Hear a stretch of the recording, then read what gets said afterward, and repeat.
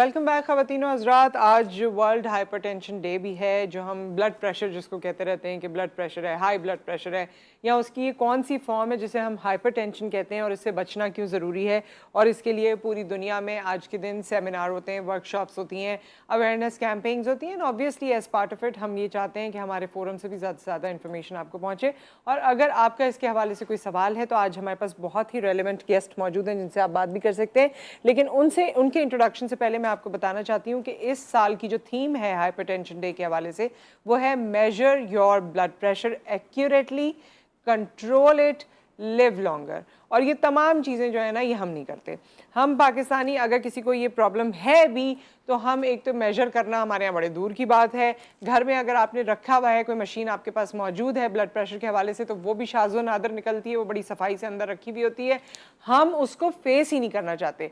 हम वो कबूतर हैं जो सामने बिल्ली मौजूद होती है और हम अपनी आंखें बंद कर लेते हैं। और यही मिजाज हमारा बहैसियत कौम है सेहत के हवाले से। हमारे डॉक्टर्स इस बारे में क्या कहते हैं वो हम उनसे जान लेते हैं। और ऑब्वियसली इस डे के हवाले से, इसकी इंपॉर्टेंस के हवाले से हमारे साथ डॉक्टर आतिफ इकबाल खान मौजूद हैं, जो कि कंसल्टेंट कार्डियोलॉजिस्ट हैं। अस्सलाम वालेकुम। और हमारे साथ मौजूद हैं मावरा नवाज साहिबा, जो कि पब्लिक हेल्थ प्रोफेशनल हैं और क्लिनिकल साइकोलॉजिस्ट हैं। अस्सलाम वालेकुम। अस्सलाम वालेकुम। कैसी हैं आप? ठीक अल्लाह का ठाक? शुक्र, बिल्कुल ठीक। सो डॉक्टर आतिफ, आपसे शुरू करते हैं। हाइपरटेंशन कौन सी फॉर्म है, या थोड़ा और इसको सिंप्लीफाई करने के लिए ताकि लोग इससे रिलेट कर सकें और हमें कॉल करके अपना मसला भी बयान कर सकें। बेसिकली हमारे जिस्म के अंदर ब्लड प्रेशर एक जो कि हमारे जिस्म के अंदर खून का दौरानिया जब खून की वेसल्स और उनकी नालियों की दीवारों से टकराता है, एक प्रेशर डेवलप होता है जिसे ब्लड प्रेशर कहते हैं। इस ब्लड प्रेशर को की फॉर्म नॉर्मल, एलिवेटेड और हाइपरटेंशन होती है। नॉर्मल फॉर्म ये है कि अगर ब्लड प्रेशर 120/70 से बिलो होता है। अगर एलिवेटेड उस वक्त कहेंगे जब ब्लड प्रेशर 120 से 129 और 70 से 79 होगा। ये फॉर्म है प्री हाइपरटेंशन फॉर्म्स। लेकिन जो हाइपरटेंशन फॉर्म है वो है मोर देन 130। ये 130 क्या है? ये सिस्टोलिक पार्ट है, कंपोनेंट है ब्लड प्रेशर का। और मोर देन 80 ये है डायस्टोलिक कंपोनेंट। हम सिंपली ज़बान में ये कैसे कह दें कि ब्लड प्रेशर का जो ऊपर वाला ब्लड प्रेशर, जिसे हम मालूम करते हैं ऊपर वाला और नीचे वाला, जो ऊपर वाला ब्लड प्रेशर है वो 130 से ऊपर होना चाहिए हो तो फिर हाइपरटेंशन कहते हैं। और अगर मोर देन 180 से ऊपर हो और नीचे वाला ब्लड प्रेशर तो उसे हम हाइपरटेंशन कहते हैं। अच्छा, कुछ लोगों का डॉक्टर साहब रहता ही इस तरीके से 140 के अराउंड रहता है और या उससे ज़्यादा भी बढ़ जाता है, लेकिन उनका नॉर्मल वो ये कंसिडर करते हैं कि 140 है और 80 से बढ़ा हुआ है 85 है या सो। तो क्या ये ठीक है? ये सोच ठीक है? नहीं, ये सोच बिल्कुल ठीक नहीं है। क्योंकि पहले ये सोच ये थी कि एज रिलेटेड ब्लड प्रेशर को होना चाहिए। अगर एज इसकी इतनी लिमिट है तो इसका इतना ब्लड प्रेशर होना चाहिए। लेकिन अब जो रिसेंट स्टडीज़ और डेटा है उसके मुताबिक ब्लड प्रेशर हर इंडिविजुअल का लेस देन 130/80 होना चाहिए। यानी ऊपर वाला 130 से कम होना चाहिए और नीचे वाला 80 से कम होना चाहिए। अगर वो बीमारी के साथ है, नॉर्मली तो 120 से नीचे और 70 से नीचे होना चाहिए, एक नॉर्मल 80 से नीचे। हाँ ठीक है, 70 से नीचे तो ज़्यादा लो हो जाएगा मेरे ख्याल में। नहीं, उसमें ये एक इंडिविजुअल्स, अब जैसे मैंने आपको बताया एलिवेटेड एक फॉर्म है। एलिवेटेड क्या फॉर्म है? ये प्री हाइपरटेंशन फॉर्म होती है ब्लड प्रेशर के, हाइपरटेंशन से पहली फॉर्म। अगर आपने एहतियात नहीं की तो वो 80 भी क्रॉस कर जाएगा। अच्छा डॉक्टर साहब, इसके रीज़न्स क्या क्या हैं? क्योंकि क्या इसका रीज़न आपको सिर्फ खाना पीना लगता है या और भी इसके रीज़न्स हैं जो आपकी स्टडी में आया हो, आपके एक्सपीरियंस में आया हो? देखिए, वैसे रीज़न्स इसके दो किस्म के, एक मॉडिफाइबल होते हैं रीज़न होते हैं, यानी जिसे हम मॉडिफाइड कर सकते हैं, जिसमें लाइफस्टाइल है, जिसके अंदर डाइट्री है, और इसके अलावा जो स्मोकिंग है, इसके अलावा जो है ओबेसिटी है, और इसके अलावा जो है वो सेडेंटरी लाइफस्टाइल जिसमें इनएक्टिविटीज़ हैं। ये इसकी बेसिक्स हैं जो कि मॉडिफाइबल्स हैं, इसको मॉडिफाइड कर सकते हैं। ठीक है, बेसिकली आपका ओवरऑल लाइफस्टाइल और हैबिट्स है। हाइपरटेंशन है। जो नॉन मॉडिफाइबल है उसमें एज भी रिलेटेड होती है, जेनेटिक्स रिलेटेड होती है, इसमें हर जो किडनीज की डिजीज़ है उसमें रिलेटेड होती है। तो ये नॉन मॉडिफाइबल्स होते हैं। तो हमें सबसे अहम जो इस वक्त जो एक डिलेमा है वो मॉडिफाइबल्स का है। उस मॉडिफाइबल्स रिस्क फैक्टर्स में एक लार्ज पीपल्स जो है उसमें इन्वॉल्व हैं और उसकी वजह से हाइपरटेंशन हो रही है। ठीक है। अच्छा मावरा, आप हमें क्या बताएंगी? आपने जिस तरह लोगों को देखा है, हाइपरटेंशन के बाद भी आपके पास आते होंगे कि मुझे ये टेंशन रहती है, मुझे ये परेशानियां रहती हैं, तो मुझे ये स्ट्रेस रहता है और उसकी वजह से हाइपरटेंशन हो गई है, तो क्या ये इसी तरह से है? बेसिकली आपका जो हाइपरटेंशन है और आपकी a lot of your psychological issues comes with what kind of lifestyle you are living. So we are the generation of over workers, like burden करते हैं अपने आप को. एक काम है, एक बंदा है, उसके पास गाड़ी है, सब काम उसने करने हैं, लाइक उसके अलावा और कोई कर ही नहीं सकता. So we have this mentality, if I am not doing it nobody will be doing it rightly. So this is the thing that people usually go through. और फिर हमारे यहाँ हाइपरटेंशन इसी वजह से होता है लोगों को. लाइफस्टाइल अच्छा नहीं है, ओवरबर्डन्ड है, मदर्स हो गई आपकी घर के अंदर, काम कर रही हैं मुसलसल, ओवर ईटिंग कर रही हैं, रोज़ाना सुबह उठ के लहसुन के जवे खा रहे हैं कि ब्लड प्रेशर कम हो जाए, और उसके बाद नाश्ता कर रहे हैं पराठों का. सही है. सो this is the thing that the people go through. आप जो खा रहे हैं और जो आपका लाइफस्टाइल है वो ज्यादा आप पे इम्पैक्ट कर रहा है. बिल्कुल इम्पैक्ट करता है. एंड अच्छा, एट सम प्लेसेस इसलिए पूछ रही हूँ क्योंकि ये बहुत कॉमन जुमला है. हस्बैंड वाइफ एक दूसरे को बोलते हैं, माँ बाप बच्चों को बोलते हैं, दोस्त एक दूसरे को बोलते हैं, तुम्हारी वजह से मेरा ब्लड प्रेशर, ये तुम्हारी वजह से है जो मेरा ब्लड प्रेशर बढ़ गया, ये कहते हैं डॉक्टर साहब. तो वो जितने लोग जो है ना वो इसके मुजरिम बने हुए हैं जिनकी वजह से ब्लड प्रेशर बढ़ता है, उनको ये बताइए कि ये उनकी आदतें हैं जिनकी वजह से बढ़ रहा है या जो आप खा रहे हैं उनकी वजह से बढ़ रहा है? बिल्कुल, ये आपकी पूरी आदत है कि आपने किस बात पे कैसे रिएक्ट करना है. आपका ब्लड प्रेशर आपको दूसरी चीज़ों में प्रेशराइज ज़रूर कर रहा है. आपको चक्कर आएंगे, आपको तबीयत जब आपकी थोड़ी सी ख़राब होती है तो एक नेचुरल चिड़चिड़ाहट इंसान में आ जाती है. लेकिन अगर आप अपनी बीवी से लड़ाई कर रहे हैं, आप अपने हस्बैंड से लड़ाई कर रहे हैं, तो वो आपकी अपनी नेचर है. उसमें हाइपरटेंशन आपको बिल्कुल फोर्स नहीं कर रहा. मतलब उन्होंने आपको टेंशन नहीं दिया है, वो वाला हाइपरटेंशन वैसे नहीं हो जाता. एक रिसर्च हुई जिसके अंदर अराउंड 19,000 लोगों को रिक्रूट किया, और उसके अंदर उसमें 50% लोगों को हाइपरटेंशन निकली और उन्हें पता भी नहीं था कि उन्हें हाइपरटेंशन है. ठीक है, we'll come back to this point. हमारे साथ कॉलर मौजूद है, उनसे पहले बात करते हैं. अस्सलाम वालेकुम. वालेकुम अस्सलाम. कैसी हैं आप? मैं ठीक ठाक, अल्लाह का शुक्र. अतिया हैं इस्लामाबाद से. जी जी बिल्कुल. जी अतिया, मुझे अपने हस्बैंड के ब्लड प्रेशर इशू के हवाले से बात करनी थी. ये एक्चुअली 4-5 साल पहले हम पे ये वाजे हुआ कि उनका ब्लड प्रेशर बहुत हाई होता है. वो भी एक्सीडेंटली कभी चेक कराया किसी और वजह से तो पता लगा. तो अब इतना वो हाई होता है कि मैं आपको बता नहीं सकती. जब उन्होंने चेक कराया तो उनका ऊपर वाला blood pressure it was nearly 200 और नीचे वाला जो था इट वाज 140 अबव. ठीक है. तो which is I am not sure कि मतलब वो 140 के ऊपर कितना था. ठीक है. लेकिन मैं शॉक्ड हो गई और हमने इनको 1-2 दफा डॉक्टर के पास चेक करवाया तो उन्होंने कहा कि इनका इशू ये है और उन पे कोई सिम्टम्स जाहिर नहीं होती हैं. जैसे मेरा 1-2 पॉइंट ऊपर जाता है तो मुझे फील होता है कि मेरे अंदर कुछ प्रॉब्लम चल रही है, लेकिन इनकी कोई सिम्टम नहीं है. He lives like a very very normal. आप कभी एनालिसिस नहीं कर सकते कि इस बंदे का ब्लड प्रेशर हाई है. उन्होंने एक दफा एक डॉक्टर से चेक कराया था तो उन्होंने बताया कि इनकी कोई वेन है जो ब्लड प्रेशर चेक करते हुए दब जाती है, जिसकी वजह से ब्लड प्रेशर इतना हाई हो जाता है. तो उस मतलब it was not the diagnosis कि जिसकी बेसिस से हम इनको आगे किसी और मेडिकेशन की तरफ लेकर चलते हैं. तो मैं डॉक्टर साहब से चाहती हूँ कि वो हमें कुछ नेसेसरी टेस्ट बता दें या क्या करें हम कि इनके ब्लड प्रेशर. कोई सवाल करना चाहते हैं आप इनसे? उनकी एज क्या है? एज क्या है आपके हस्बैंड? 39 ऑन एयर जवाब देंगे. ऑन एयर हम आपको जवाब देते हैं. Atiya, thank you so much for the call. जी. अच्छा, इनमें यह है कि इनका जो ब्लड प्रेशर है वो बहुत हाई साइड पे है, जिसे हम यानी हाइपरटेंशन की वो फॉर्म जो स्टेज 2 हाइपरटेंशन से भी ज़्यादा है. तो इसमें हमें लाइफस्टाइल मॉडिफिकेशन के साथ साथ इनकी ड्रग्स थेरेपी और मेडिकेशन स्टार्ट कर देनी पड़ेगी. डॉक्टर साहब, पहले तो ये बताएं, जो इनको डायग्नोसिस दिया गया कि जी एक नस दब जाती है तो चेक करते हुए तो फिर इतना बीपी हो जाता है, मैंने पहली दफा सुना है. ये तो कोई ऐसा वो नहीं है. ऐसा हो सकता है, पॉसिबल है? ऐसा कोई पॉसिबिलिटी नहीं है कि नस दब जाती है. देखें, असल चीज़ ये है कि हाइपरटेंशन की 2 बड़ी फॉर्म होती हैं. एक होती है एसेंशियल हाइपरटेंशन और एक होती है जिसे हम प्राइमरी हाइपरटेंशन कहते हैं, और दूसरी होती है सेकेंडरी हाइपरटेंशन. जो मोस्टली जो 85% लोगों में वो प्राइमरी हाइपरटेंशन होती है, जिसका कोई रीज़न मालूम नहीं होता. जो कि हाँ, ये हो सकता है कि जो मैंने आपको रिस्क फैक्टर बताए थे, मॉडिफाइबर, नॉन मॉडिफाइबर, उसमें से कोई एक काज हो सकता है, लेकिन ज़्यादातर का कोई रीज़न मालूम नहीं होता, कोई काज मालूम नहीं होता. जो सेकेंडरी हाइपरटेंशन होती है वो उसमें काज होता है, कोई उसकी वजह से वो ब्लड प्रेशर होता है.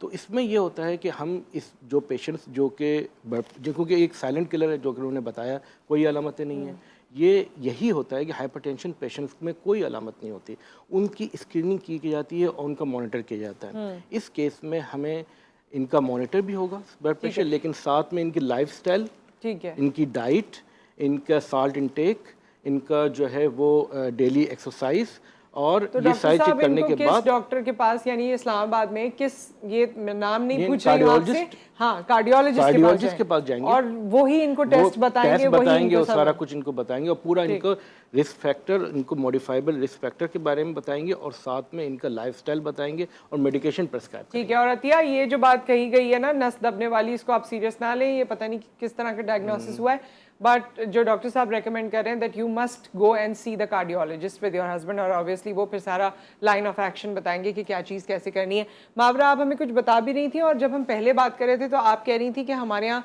उस तरह वाइटल्स चेक करना, सर में दर्द है, सर में दर्द है, मगर बीपी नहीं चेक करेंगे। Exactly, ये हो रहा है, yes. वो हो रहा है, नहीं बीपी, अच्छा जिसको बीपी है वो मानता भी नहीं है कि मेरा बीपी बढ़ा होगा। यही प्रॉब्लम है बेसिकली हमारे पास। अच्छा, मेरा ये बिलीव है ना, I have a strong believe on it कि आपकी बॉडी आपको साइंस देती है, बताती है, आपकी बॉडी आपको साइंस देती है। अब समटाइम्स आप अगर गूगल ओपन करते हैं, अब हमारी जनरेशन इतनी स्मार्ट हो गई है कि कोई भी ज़रा सा प्रॉब्लम होता है, you will Google it, but you will be not be getting all the symptoms from that, for that you need to go to your doctor. खुदा न खास्ता कैंसर पे ही छोड़ता है जाके। एग्जैक्टली, छोटी सी भी चीज होगी तो गूगल आपको अगर नजर नहीं आ रहा, आपका विजन ब्लर हो रहा है, आपके सर में दर्द है, आपको चक्कर आ रहे हैं, आपको ठंडे पसीने आ रहे हैं, sometimes they are the symptoms for high blood pressure.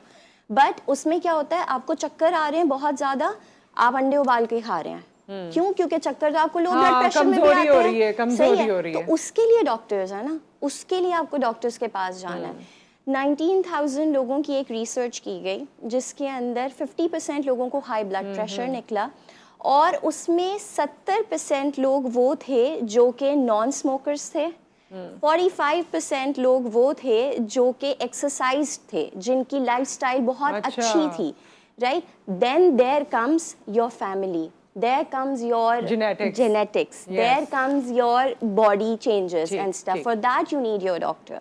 Awareness ही नहीं है हमारे यहाँ लोगों के अंदर basically. Right. So हम इसको मजीद बात को आगे बढ़ाएंगे, आपकी कॉल्स भी लेंगे। एक ब्रेक यहाँ पर आ गया है, ब्रेक के बाद हम हाजिर होते हैं।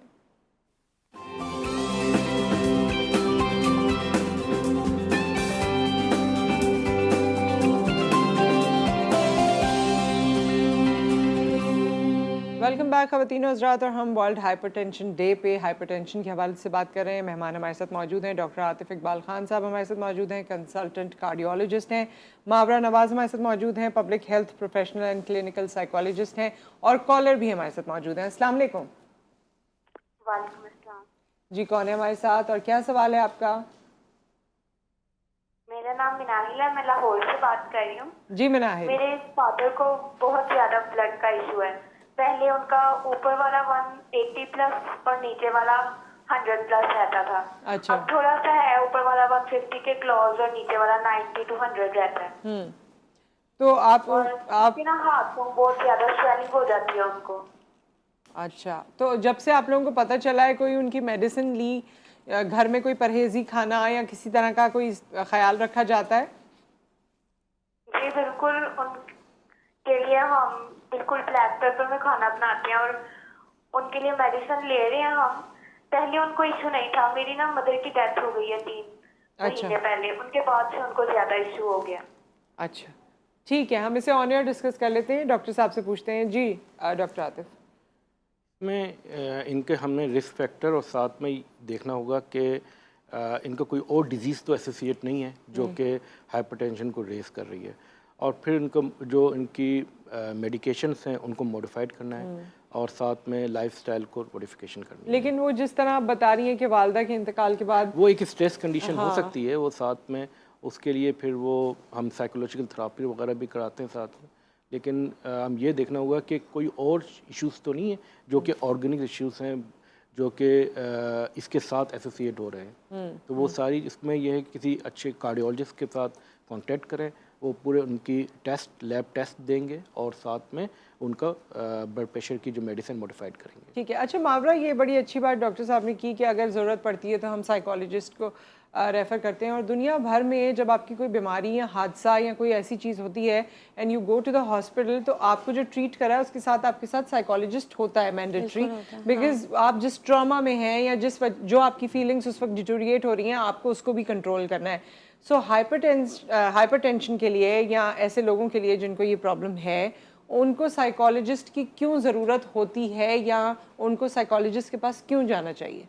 अच्छा, बेसिकली होता ये है कि कभी भी हमारे पास से अगर डॉक्टर की तरफ से कोई पेशेंट आ रहा होता है, असेसमेंट उसका पूरा प्रॉपर उसी तरीके से किया जाता है। ऐसा नहीं है कि अगर डॉक्टर ने हमें भेज दिया और डॉक्टर ने कहा कि इनको डिप्रेसिव सिम्टम्स हैं, so that doesn't mean that we won't be checking them for like other things also. आपको एक प्रॉपर उनको सिस्टमेटिकली लेके चलना पड़ता है। You never know, you know your father के 3 महीने पहले अम्मी की डेथ हुई है, उसके साथ उनके साथ और कितने मसले चल रहे होंगे जो कि मेंटली उनको इन्वॉल्व रखते होंगे उस चीज़ के अंदर। So when you come for a psychological assessment, we go through the assessment from the scratch. अच्छा, ठीक है, फ्रॉम दी स्क्रैच के आप क्या कर रहे हैं, नहीं, इसका कहाँ से आ रहे फ़ायदा क्या है? आई मेंट टू आस्क, इसका फ़ायदा क्या है? अगर एक आम आदमी जिसको ये कहा जाता है, अगर डॉक्टर बोले आप साइकोलॉजिस्ट के पास जाए, तो वो कहते हैं हम पागल थोड़ी हैं, हम क्यों जाएं? ठीक है, तो आपको साइकोलॉजिस्ट के पास जाने से फ़ायदा क्या होगा? क्या आप अपनी बीमारी से ज़्यादा बेहतर तरीके से लड़ सकेंगे? कौन से फ़ायदे होंगे? एग्जैक्टली। सो एक चीज़ तो मैं कहना चाहूँगी सबको, विच इज़ कि जैसे आप अपनी ब्लड प्रेशर और शुगर को ट्रीट करते हैं, please treat your mental health the same way. ठीक है, अगर आपको कोई कह रहा है कि आप नमाज पढ़ो जाके, आपको डिप्रेशन हो रही है, तो आप ऐसा क्यों नहीं करते हैं जाके जब आपको पेट में दर्द हो रहा होता है? right? So you go to a doctor. So we are the people you need to come to if you are disturbed, if you are not feeling well doing the same things that you were doing some time back. आपको अपनी daily routine में आपको जब कोई मसले होने लगे, मैं रियलाइज करूं सडनली मैं उठ रही हूं और मैं वैसी प्रोडक्टिव नहीं हूं जैसे मैं हुआ करती थी 2 महीने पहले, so that is high time that you are stressed up. आपको ऑफिस प्रेशर्स हैं, आपको घर के प्रेशर्स हैं, समटाइम्स आपका दिमाग एग्जॉस्ट हो जाता है ना काम कर करके, so that is the time when you need to go to us. Signal कर रहा होता है आपका दिमाग या बॉडी के आपको जो है किसी की जरूरत है, tired and you are feeling, आपको डिप्रेशन हो रहा है, आपको मायूसी हो रही है किसी चीज से, सो उस वक्त आपको जाना है और जाके डॉक्टर से बात करनी है, उनसे मिलना है। वो आपको बेसिक थेरेपीज़ देंगे। थेरेपीज़ कुड बी कि आप बाहर वॉक करें, therapies could be small therapies कि आप मेडिटेट करें। ऐसा कोई मुश्किल इलाज नहीं होगा, कोई मुश्किल इलाज नहीं होता, उसके अंदर सिर्फ आपको आपके इर्द गिर्द की चीज़ों से ही थोड़ा लाइवली फील कराया जाता है। मैं ये भी जानना चाहती हूँ, जिस तरह इस साल की थीम भी है और आप भी अभी ब्रेक पे बात कर रहे थे कि एक्यूरेट मेजरमेंट बहुत ज़रूरी है, मेजरिंग ऑफ ब्लड प्रेशर या ये हाइपरटेंशन के हवाले से, तो वो एक्यूरेट नहीं क्या मेजर किया जाता है जो हम घर में मेजर करते हैं या अस्पताल जाके जो उसको मेजर किया जाता है, वो एक्यूरेट नहीं है? इससे आपकी क्या मुराद थी? देखें, एक्यूरेट मेजरमेंट के लिए कुछ पॉइंट्स ऐसे बताए गए हैं कि उनको फॉलो करना ज़रूरी है। अगर उनको फॉलो नहीं किया जाएगा तो क्या होगा कि ब्लड प्रेशर स्यूडो हाइपरटेंशन जो है, स्यूडो हाइपरटेंशन का मतलब ये होता है कि एक्चुअली ब्लड प्रेशर नहीं है, लेकिन उसको उस वक्त वो ब्लड प्रेशर रेज नज़र आएगा और रीडिंग रेज नज़र आएंगी। उसमें हमें कुछ चीज़ें जो हैं वो बहुत इंपॉर्टेंट हैं। उसके अंदर अगर हम होम ब्लड प्रेशर मॉनिटरिंग कर रहे हैं तो ब्लड प्रेशर मॉनिटरिंग करने से पहले हमें पेशेंट्स को, या जो खुद अपने ब्लड प्रेशर मॉनिटरिंग कर रहे हैं, उसमें ब्लड प्रेशर मॉनिटरिंग करने से पहले तकरीबन 30 मिनट पहले तक उसने चाय नहीं पी हो, ना कॉफ़ी नहीं किया हो, और यूरिनेट कर चुके हैं और साथ में कोई काम नहीं किया हुआ हो। ये सारी करके आप वो जब यानी 30 मिनट से वो रिलैक्स्ड हों, और साथ में ये है कि वो जब वो बैठेंगे तो अनक्रॉस्ड लेग्स के साथ बैठकर 5 मिनट पहले रेस्ट रखेंगे। यानी आपने मेजरमेंट करने से 5 मिनट तक आपने कुछ नहीं करना, फिर मेजरमेंट स्टार्ट करनी है। और एक्यूरेट जो आपके पास मेजरिंग इंस्ट्रूमेंट्स हैं वो एक्यूरेट होने चाहिए। उसके पहले मालूम करें कि ये एक्यूरेट है, क्योंकि उसमें भी एरर्स आते होते हैं। तो फिर जब आप मेजरमेंट्स कर रहे होंगे, इसके अलावा एक और चीज़ जो इम्पॉर्टेंट है, हम जब अप्लाई कर रहे होते हैं मेजरमेंट कफ, तो हम इस स्लीव के ऊपर ही अप्लाई कर रहे होते हैं। स्लीव को आप विदाउट स्लीव अप्लाई कर रहे होंगे और अपने कोबाइटल फोर्स यहाँ पे जो है उससे ऊपर 1 इंच ऊपर आपने अप्लाई करना होगा। 1 रीडिंग लेंगे, 5 मिनट के बाद 2nd रीडिंग लेंगे और उसके बाद फिर वो मेजरमेंट्स करेंगे। ये जो पॉइंट्स हैं ये इम्पोर्टेंट हैं। यही पॉइंट्स जो है आप जब कहीं पे क्लिनिक्स में जाते हैं तो फिर उनमें इन पॉइंट्स को भी तो आप फॉलो कराऊंगा। क्लिनिक्स में या हॉस्पिटल में तो वो गाड़ी पार्क करके दूर से भागते हाँ, हुए उसमें हाँफते हुए जा half रहे हैं और फिर वहाँ बैठे हैं, फिर वहाँ दूसरा स्ट्रेस अलग है, फिर आप अंदर गए हैं। उसमें ये उन्होंने उसके बारे में उन्होंने ये कहा कि हाफ एन आवर आप ब्लड प्रेशर चेक नहीं करवाएं, हाफ एन आवर तक आप ब्लड प्रेशर को आप रिलैक्स हो। जब आप ब्लड प्रेशर चेक कराने जाएं तो आप उनसे बात ना करें, उनसे बात नहीं करें, उसके बाद फिर ब्लड प्रेशर चेक करवाएं, फिर आप एक अच्छा, और आधे घंटे पहले जो आपने कहा वो चाय कॉफी खाना सारी चीजें शामिल है ना हाँ, उसमें? सब शामिल। ठीक है, एक अच्छा, ब्रेक आ एक गया है, इसको question हम है मेरे पास मजीद भी। आपका क्वेश्चन भी हम शामिल करेंगे और मजीद इस पर बात करेंगे। एक ब्रेक आ गया, उसके बाद हम हाजिर होते हैं।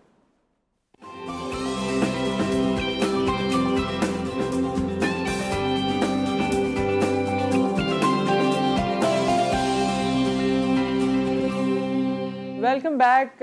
हमारे साथ मावरा नवाज साहिबा मौजूद हैं, हमारे साथ डॉक्टर आतिफ मौजूद हैं और हम हाइपरटेंशन की बात करें। ये हाइपरटेंसिव मेरे जहन में आ जा रहा है और हाइपरटेंशन और वो दोनों मिल जाते हैं। सो आप मावरा कोई सवाल भी करी थी डॉक्टर साहब से? मैं बेसिकली डॉक्टर साहब से पूछना चाह रही थी कि मुझे आप ये बताएं कि अगर आप अपने पेशेंट्स को रेकमेंड करते हैं कि आप अपने घर पे ही प्रॉपर फॉलो अप करें अपने ब्लड प्रेशर का, तो what are the good timings that you would suggest हाँ, किस दैट वक्त व्हाट करना आई है, नो इज right. कि आप मॉर्निंग में करो या रात को सोते हुए करो, but from a doctor's perspective what should be the best time to tell them कि आप इस टाइम पे अपना चेक Monitor करें जी। And you know make a proper follow up chart of जो इट। स्टडीज़ में देखा गया है वो ये देखा गया है कि 2 टाइम्स जो है डेज में वो इम्पोर्टेंस है। एक है मॉर्निंग का टाइम्स, वो जब आप अर्ली मॉर्निंग में आपने मेडिकेशन ना ली हुई हो, तो वो टाइम होता है तकरीबन 10 to 12 AM का। और सेकंड टाइम जो है वो है मिड टाइम, मतलब 5 to 7 PM का। तो ये बेसिकली इन टाइम्स में अगर चेक किया जाए तो बेस्ट है for monitoring the blood pressure. ठीक है, कॉलर हमारे साथ हैं। अस्सलाम वालेकुम। अस्सलाम वालेकुम जी। जी मैडम, बड़ा अच्छा प्रोग्राम आपका है ब्लड प्रेशर के मामले में जी आसिफ और साहब। इस तरह के एक्सपर्ट्स हमें आइडिया दे रहे हैं। देखिए, मुझे जो एक्सपीरियंस हुआ है ना, आई एम अबाउट 60, मुझे एक्सपीरियंस हुआ कि जब हमारा ब्लड प्रेशर 140 होता है, आइडिया तो 80 120 है ना जी, तो नॉर्मली जब 140 होता है या 142 होता है तो डॉक्टर मेडिसिन सजेस्ट कर देते हैं 145 पे भी एक टैबलेट ले ली कर, इतने आदमी हैं जो भी। लेकिन कुछ मेरे डॉक्टर इतने अच्छे दोस्त हैं, वो कहते हैं इंडस्ट्रियल लाइफ में आपका 155 भी जाए तो डजन मेक डिफरेंस, थोड़ा सा अपने आप को कंट्रोल रखें, वॉक करें, ये करें, वो करें। तो ये कंफ्यूजन सी रहती है। ठीक है, आपको इनकी बात समझ आ गई। ठीक है आसिफ साहब, टाइम बिल्कुल हमारे पास ख़त्म हो रहा है, तो हम जल्दी से आपके सवाल का जवाब दे देते हैं। बहुत बहुत शुक्रिया, आपने कॉल किया। जी डॉक्टर साहब। अच्छा, इनके जो सवाल का बेसिक सवाल ये है कि किस रेंज पे आके हम ब्लड प्रेशर की टैबलेट स्टार्ट करते हैं। ये डिपेंड करता है कि जो भी शख्स है उसके अंदर कोई रिस्क फैक्टर तो नहीं है और जो कोई ऐसी डिजीज़ एसोसिएशन तो नहीं है। अगर कोई डिजीज़ एसोसिएशन है तब तो हमें 130/80 से ऊपर ब्लड प्रेशर की मेडिसिन स्टार्ट कर देनी है। लेकिन अगर उसको कोई ऐसा रिस्क फैक्टर नहीं है और वो विदाउट रिस्क फैक्टर है, और तो उसमें हमने रेंज 140/80 से ऊपर ब्लड प्रेशर की रेंज होती है, उसमें हम स्टार्ट करते हैं। लेकिन साथ में हम ये देखा भी जाता है कि ये हम एक्यूरेट मेजरमेंट्स कर रहे हैं और लाइफस्टाइल मॉडिफिकेशन की हुई है। अगर लाइफस्टाइल मॉडिफिकेशन नहीं है तो लाइफस्टाइल मॉडिफिकेशन पहले जाएगा। लाइफस्टाइल मॉडिफिकेशन के साथ फिर मेडिकेशन स्टार्ट की जाती है। अगर लाइफस्टाइल मॉडिफिकेशन से ब्लड प्रेशर कंट्रोल हो रहा है तो फिर मेडिकेशन की जरूरत नहीं होगी। ठीक है, और खाना पीना जो है वो आप लाइफस्टाइल तो ओवरऑल मॉडिफिकेशन लाइफस्टाइल में डाइटरी जो हैबिट्स हैं और डाइटरी है मॉडिफिकेशन, वो बहुत इंपॉर्टेंट है।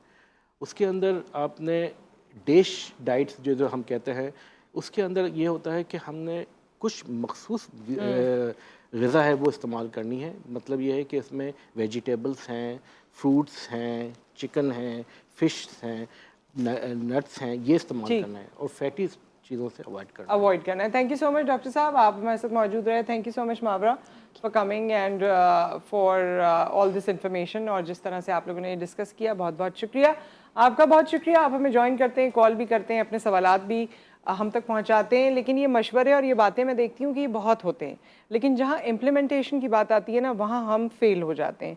तो मुझे और आपको अपनी सेहत का ध्यान खुद रखना है। अगर हम चाहेंगे तो फिर इर्द गिर्द वाले भी रखेंगे, अगर हम चाहेंगे अपनी सेहत के बारे में कंसर्न होंगे तो बाकी लोग भी हमारी इसमें मदद करेंगे।